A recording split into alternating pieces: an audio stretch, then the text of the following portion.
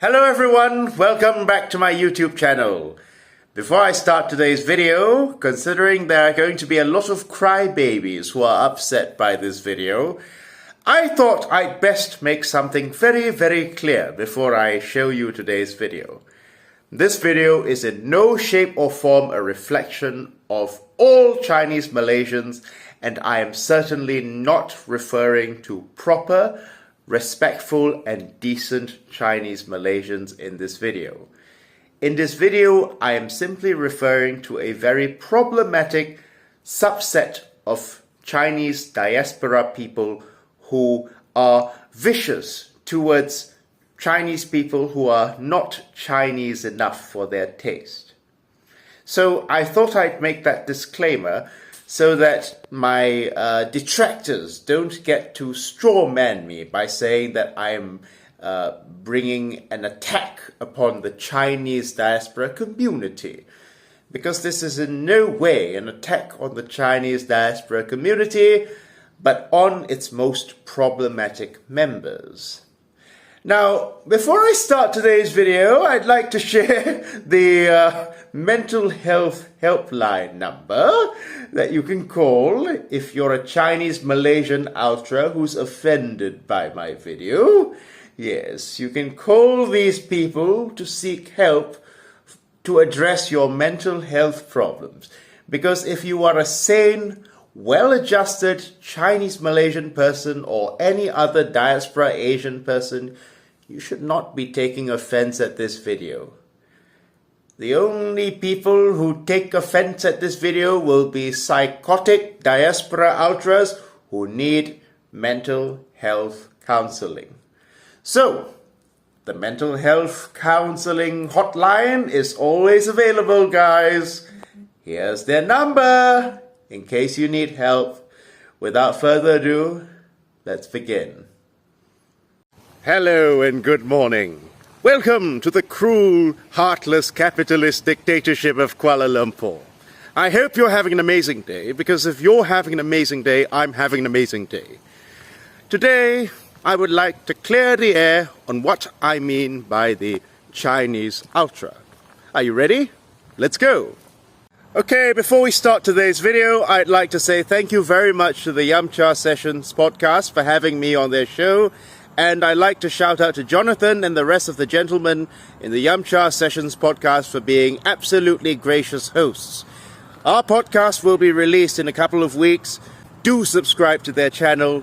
It's a great channel that discusses socio-political issues in Malaysia. And they've had esteemed guests from Tun Dr. Mahathir to Miss Pui on their podcast. So do subscribe to the Yumcha podcast for spicy takes. Now, without further ado, let us begin. So recently, representatives of Chongling Secondary School in Penang came under fire for waving People's Republic of China flags at one of their ceremonies.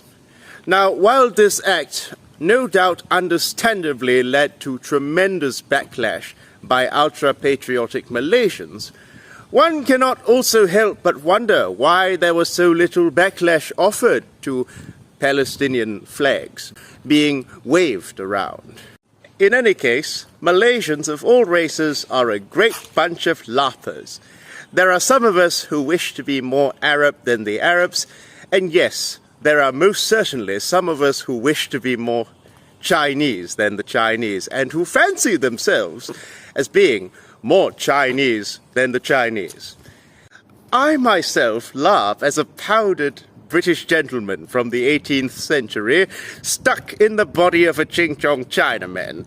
So it's all a bit of good fun, isn't it? And while a lot of talk has been made into the proclivities of the Malay Muslim ultra, very little attention has been given by the Malaysian left to the Malay Muslim ultra's counterpart, the Chinese ultra. So today, let me introduce you to this creature known as the Chinese Diaspora Ultra. And I'm going to give you 5 ways to recognize a Chinese Diaspora Ultra. If you exhibit any of these characteristics which I describe, you might be a Chinese diaspora ultra. But if you exhibit all of these 5 characteristics, I have to tell you that you are the final boss form of the Chinese diaspora ultra. So let's begin. Okay, trait number 1 of the Chinese ultra. It's usually somebody from the diaspora. Now, in 90% of cases, nay, in fact, over 90% of cases, the Chinese ultra is not somebody who was born in China in the first place. The Chinese ultra is usually somebody who's a Malaysian Chinese, or perhaps a Singaporean Chinese, or perhaps an American Chinese. The most vocal Chinese ultras come from these 3 Chinese demographics: Malaysian, Singaporean, or American. And they're all equally insufferable. So bear in mind that if you come from China, I'm most likely not talking about you. In fact, I have great friends, many great friends from the People's Republic of China, and I get on well with most people I meet from the People's Republic of China. In fact, some of my best students and my favorite students' parents also come from the People's Republic of China and have very good relations with me. So this is not a video about people from China, okay? This is a diaspora problem. Number 2, only speaking in Chinese, even in a group, for example, a workplace or an office where not everybody speaks Chinese. The Chinese ultra tends to have a very insular look in life, or rather an insular outlook in life. The Chinese ultra will deliberately leave out people. Even if they speak good English, they will deliberately leave out colleagues and co-workers by speaking in Mandarin in front of their Malay or Indian or Peranakan co-workers who don't know what they're talking about. Now, the argument could be made that the Chinese ultras' English is simply not strong enough for them to speak confidently in English. But considering that they're able to insult me in such colorful language, I don't think it's their command of the English language that's the problem, but rather the blatant desire to leave certain people out of their conversations. If they're saying such things about me in English, God alone knows what they're saying about me in Chinese. Oh, if you want to interact with us, then you can jolly well learn Chinese. It's not hard, they say. Well, perhaps it is not as hard to learn Chinese as it is to learn a language like Arabic, but we don't live in China, do we? We live in Malaysia. So if you're going to create a little clique in an office, well, that's insufferable, but still it's not as bad as if you create a little clique in a medical environment. Let's say you're a doctor and you leave your Malay and Indian and Peranakan colleagues out of the loop. Well, wouldn't that lead to disaster when people are kept out of the loop when important information is concerned? But no, consideration is never given to people who do not speak Chinese, because those people are supposed to assimilate into their culture. Even if we don't live in China, we live in Malaysia, or America, or any other part of the world with a sizable diaspora Chinese community. In fact, Utah, University Tunku Abdul Rahman, despite being named after our first Prime Minister of Malaysia, is known as the Chinese University for this reason. If you go there and you don't speak any Chinese, well, good luck trying to get along, trying to interact with people. But what I do know is that, yes, many students of Utah treat the place as their Chinese safe space.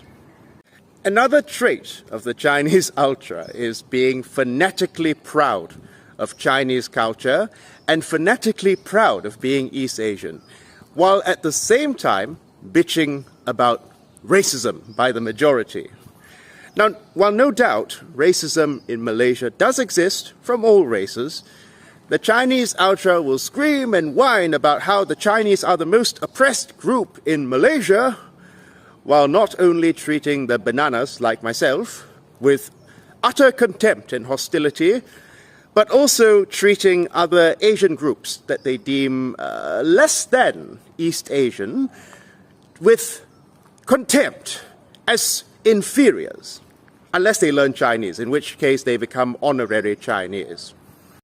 For example, the Chinese ultras will be happy to stereotype Malays as being lazy and unproductive, and also to stereotype Indians as being untrustworthy and crooked.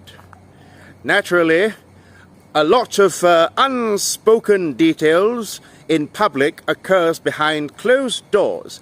If you've ever had the opportunity to speak with a Chinese ultra behind closed doors. When I say this, I have to be very clear. I'm not talking about the majority of Chinese Malaysians. I'm talking about a very problematic subset, the Chinese ultras. Just like when I say I'm talking about the KKK, I'm not talking about all normal white people. I'm not talking about normal white people. So I'm not talking about normal Chinese people, yes? These people will bitch about racism that they face by the Malays, while at the same time, well, being racist towards not only bananas, well, you can't say well, they could say that they can't be racist towards their own race, but also, oftentimes, being racist towards people who are not East Asian, like Indians, for example. Take a look at Ronnie Cheng's idea of being Asian. I know everyone is really excited that this is the first Asian Prime Minister, but let's be clear, Indians are not Asian, okay? Okay? They're still people, great people, they're just not Asian people, okay? No, answer me this. If this guy is Asian, how come when he became Prime Minister, I felt absolutely nothing? I mean, when I was down at Dim Sum Palace this morning, me and the fellas were like, oh shit, that's me up there. I feel seen. I love how Indians try to have it both ways, like being Indian and Asian. Pick a lane, okay? Yeah, I bet if I show up in a Bollywood film, I'm just gonna blend right in, right? Because we're all just one people just having a good time. Here's some advice that I'm going to say in a language all of us will understand. Mau ubah orang lain, ubah diri dulu lah. Characteristic number 4 of the Chinese diaspora ultra. The pathological inability to disagree respectfully. Now, I don't want to sound like a liberal when I talk about civilized disagreement, because civilized disagreement is often used in order to silence legitimate anger and legitimate opprobrium towards Israel, for example. But at the same time, the pathological inability to disagree respectfully is something that is clear as day in the diaspora ultra. And that also includes the Asian diaspora ultras in any community, really. Oh yes, Malaysia was going very nicely in the 1950s and 1960s. Malaysians in those days were able to evaluate each other's viewpoints and were able to form disagreements in a respectful way. We've gone so far down ever since then. For example, when the first Prime Minister of Malaysia, Tunku Abdul Rahman, met the communist leader Chin Peng at Baling to negotiate a peace settlement, the two men simply could not see eye to eye because of their diametrically opposed ideologies. And at the end of the day, the two men agreed that this was not going to work out. So, the Tunku shook Chin Peng's hand and he asked him if there was anything he needed for his journey home. Imagine that sort of conversation taking place today in Malaysia. That would be a very, very rare occurrence. So I can't say that the diaspora ultras are the main cause of the problem that we now face, the the disagreement, the inability to disagree respectfully, but they are a symptom of Malaysia's decline in education, in Malaysia's decline in intellectual rigor. In order to disagree respectfully with someone who may hold a vastly different position from them. These two men, despite being ideological enemies, were polite and respectful to each other. They did not belittle each other or call each other names the way the Chinese ultras belittle me and call me nasty names just because I don't share their point of view. For example, I say, for example, that, you know, I'm not particularly interested in learning Chinese. I mean, yeah, well, I've got other things to do with my time. When they say, you must learn Chinese, you are a Chinese person, so you must know Chinese. And I say, nah, well, my life has already been great. My last 34 years have been wonderful without knowing any Chinese. And I don't believe I have some obligation to my ancestors who don't even know I'm learning Chinese since they're long dead. And my ancestor, my Peranakan ancestor, got on a boat and came here 400 to 500 years ago. So I don't really have any emotional connection to China.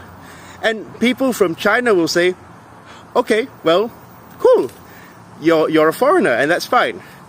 But when I say that to people from the diaspora who are fanatical about the preservation of the 中华民族 identity, which I don't even think people in China care about, I get lambasted with the worst kind of opprobrium. I have been subjected to the worst kind of calumny. People have even compared me to Ridwan T. Some other people have compared me to a British collaborator. And you know what's ironic about this? Is that the right-wing Malays call me a communist. So it seems to me that my enemies cannot even make up their minds about me. But this inability to disagree respectfully is basically a reflection of the hive mind and the lack of the free marketplace of ideas in the Chinese ultra community. And again, I say not the Chinese diaspora community, the Chinese ultra community. They all slobber each other's balls by, bucking each other up with the same ideas and reinforcing each other's views that bananas are evil and degenerate scum. I'm surprised they haven't even thrown us into concentration camps yet. But yes, the lack of the free marketplace of ideas is basically another trait that you see in the Chinese ultra.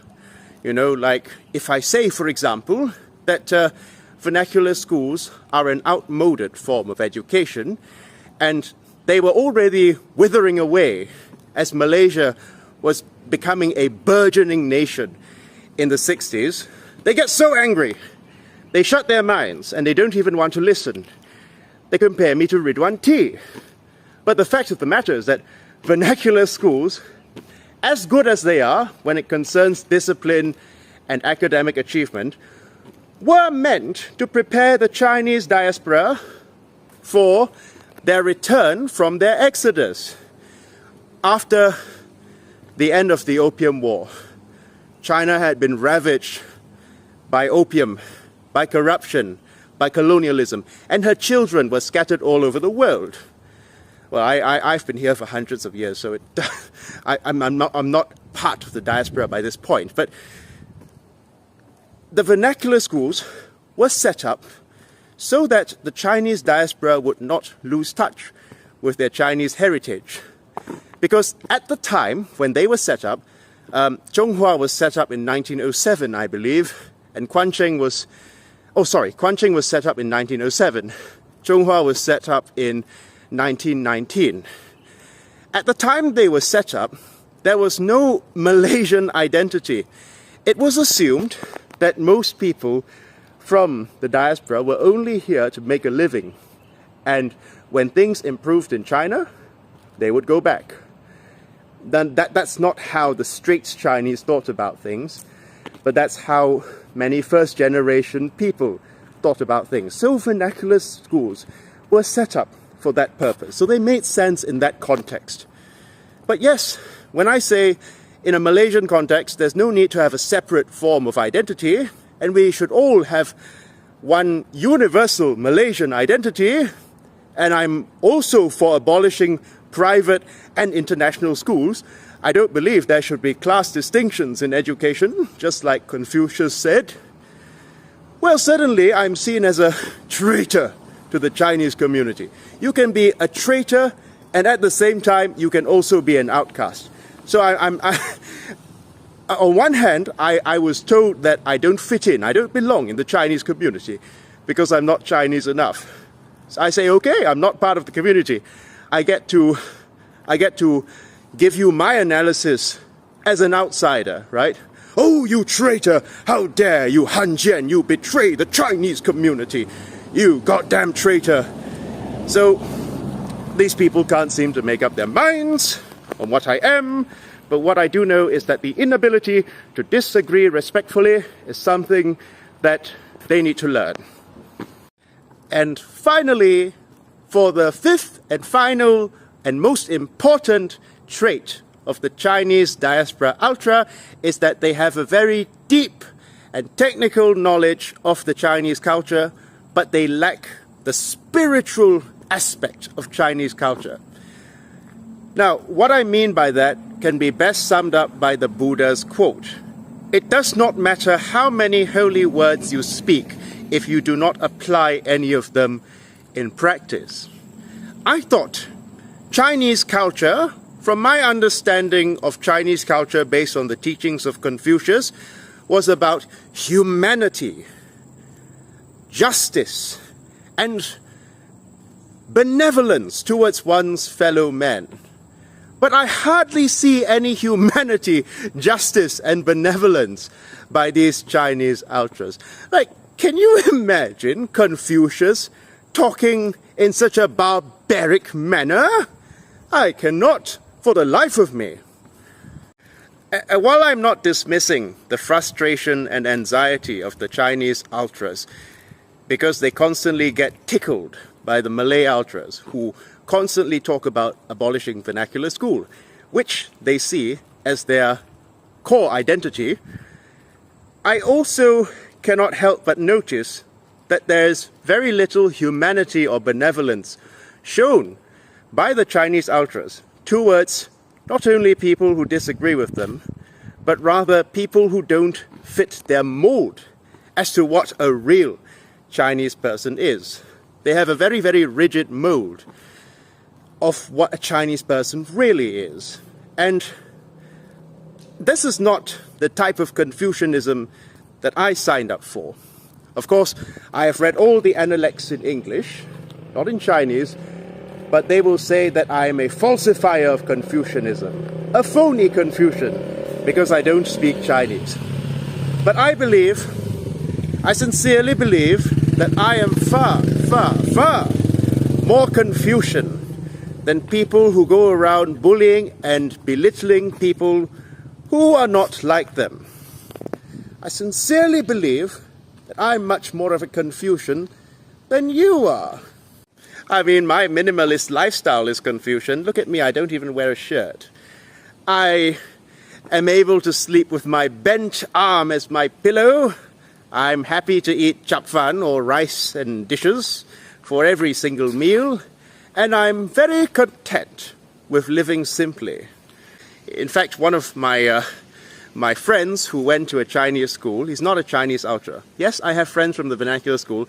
He told me that there are Chinese ultras who can't even list the 4 great classics of Chinese literature, which are The Water Margin, Romance of the Three Kingdoms, The Dream of the Red Chamber, and Journey to the West, which you should be able to list if you're so proud of your Chinese culture. I bet most of them can't even list the 5 virtues of Confucius. But the fact of the matter is that they don't have a spiritual aspect of Chinese culture. They lack the spirituality of Chinese culture. Just like the Hindutva people, they don't have an inkling of how to treat others with respect, courtesy, and compassion. They only know the culture from a technical point of view, just like how Romanized Christians who support Israel in the brutalization of the people whose ancestors literally walked with Jesus have a technical understanding of the Bible, but they are as un-Christ-like as the very Pharisees who had him nailed to a pair of sticks. That is what the Chinese ultra is. They are just the same as the people who persecuted Confucius when Confucius went around trying to spread education to the masses, trying to make education a classless thing, and tried to liberate the people from their ignorance.